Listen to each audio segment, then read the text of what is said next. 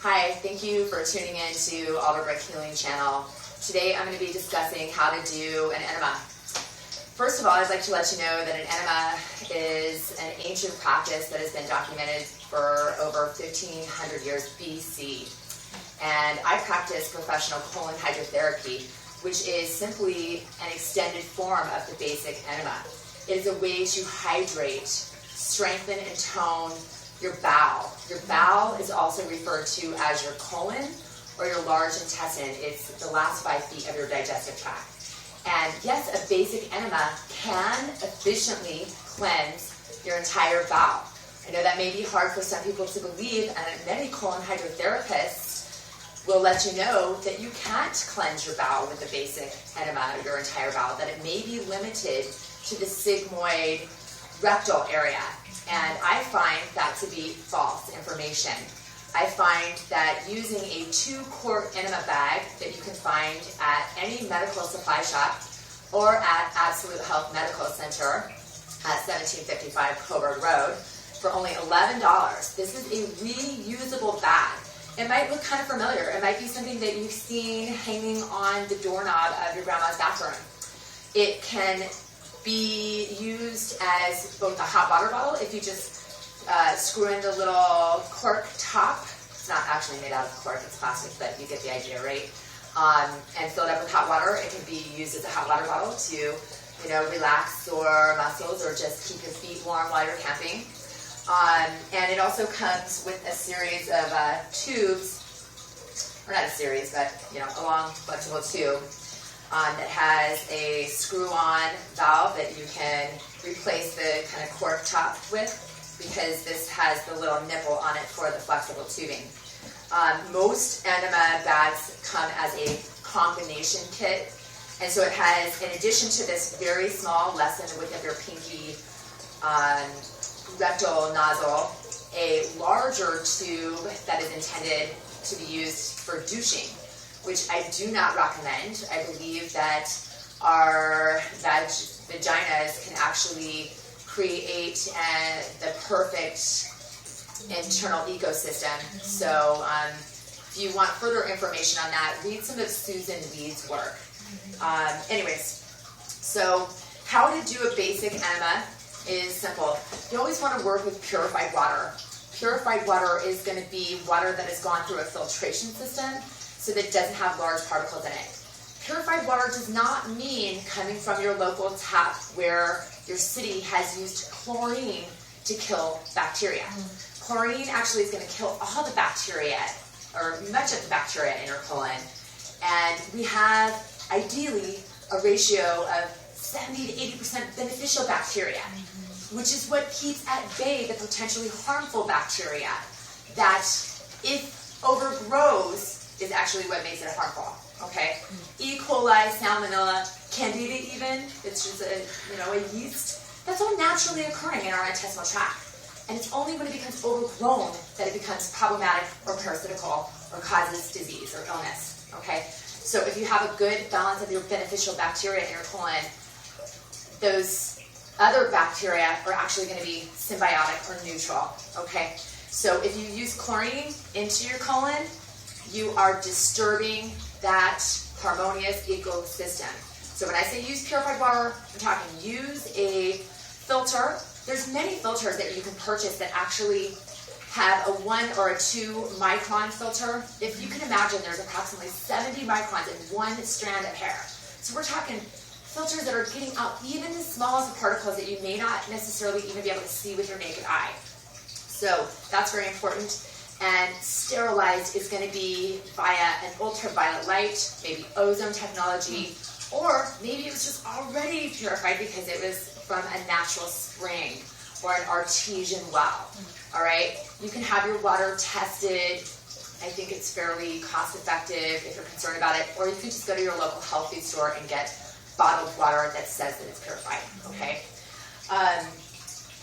So how you do it is you put your purified water into your enema bag. Okay, this is a 2-quart bag, so it's going to pillow out when it's full, all right? And then you're going to take the end of your flexible tubing that has the screw-on piece, and you're simply going to screw it on, all right? Get it, screw on. And then you're going to take the little clamp. Let me just untwist it here. It's always good to untwist your flexible tubing. And you're going to clamp it closed before you let gravity, let the water that you just filled up in your bag all over the place, right? Very smart, crucial tip, unless you like cleaning up messes, which some of you probably do, so have fun. So once you've clamped this, then you're going to actually hold your enema bag up maybe slightly above your head, and you're going to hold the clamped tube end down above a sink outside or an appropriate drain, and you're going to unclamp your pincher, letting any air through the line, all right? So that the first thing you're putting inside your colon is water, not air. Most of us are full of enough hot air. So once you've done that, it's really only going to take a few seconds. You just want to clamp your crimp,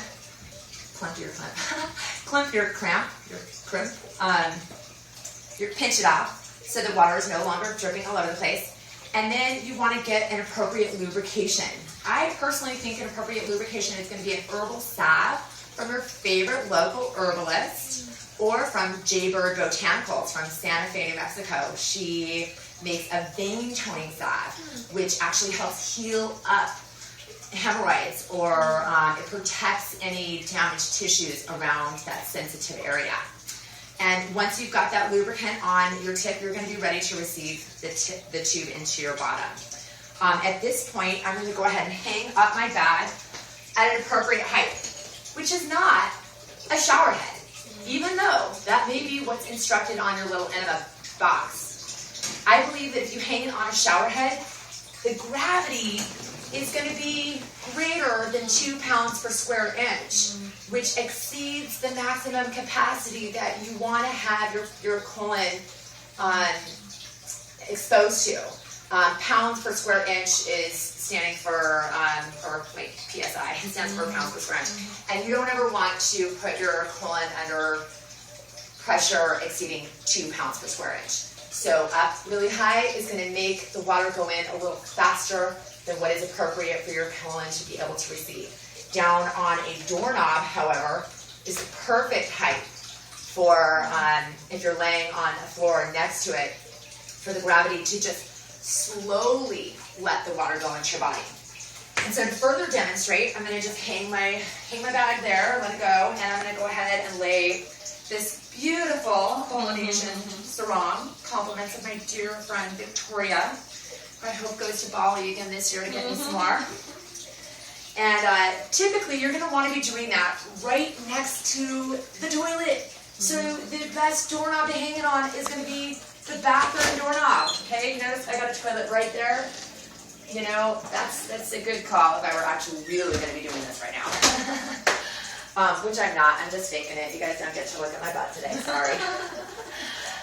So what I'm going to do now is I'm going to go ahead and just lay down. There's many different positions that you can do this in. I prefer to do this in the supine position, which is laying on my spine. I'm going to be laying on my back. Another position, which some of you, I know, just put your butt up in the air, might go for, is going to be the prone, and that's actually when you're going to be on all fours and you lift your butt up in the air. That might be appropriate if you're experiencing gas. I know a lot of people have used that prone position in order to relieve some unwanted gas. Whatever seems most appropriate for you is what's best for you. Just listen to your body. So I'm going to go ahead and just lay down on my back to show you the supine position. And I'm going to go ahead and grab my tube, which, remember, if I were really doing this, I would have had some nice vein training stuff. Something that does not have petroleum in it, okay? No mineral oils. Coconut oil would be another great choice. Olive oil, or maybe jojoba. Whatever is the cleanest, I think, okay? Cleanest meaning chemical-free. All right, so at this point, I'm going to go ahead and lay back. And I'm going to slowly, gently insert the tube into my bottom. And you can't really put the tube in too far because the tube is actually only 3 inches long. And because it's less than the width of my pinky, and believe it or not, my bottom definitely dilates bigger than that. Supposedly our bottoms dilate as big as our mouth, which is kind of scary for people like me who have a really big mouth. But because I poop tube 3 times a day, my bottom never has to dilate that big. Anyways, enough visuals. Please stop thinking about that. Anyways, I'm going to just slowly insert the tube, and as I'm relaxed and I'm able to just trust this process, my bottom will dilate. If I'm having a challenging time dilating and opening up to receive this, I might just try to relax my jawbone, like that. As I relax up here, because this is the beginning, and that's the end down there, then that actually does help to dilate those muscles where we're trying to insert the tube. So keep that in mind if you need that extra little, relaxation tip. So once I've got the tube in place, then because I have the clip really close to the tube, right, I can not only hold the tube in place, but I can also hold the tube in place while I unclip the little pincher, all right? So as I unclip the little pincher, I'm going to do my best to give myself permission to receive.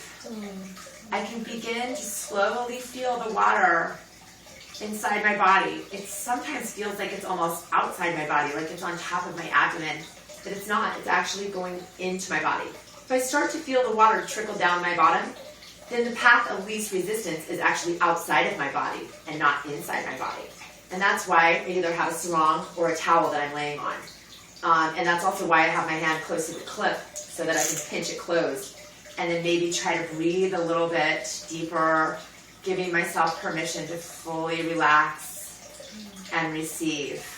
Okay, so if you need to release before you receive, and maybe the reason you're even doing an enema in the first place is because you're having a challenging time releasing your bowels, then, just kind of try to be patient with yourself and see if you could even just take in a little bit of the water. A lot of times, even if me or my clients are especially constipated, we can at least just get a little bit of the water inside to begin to loosen and soften.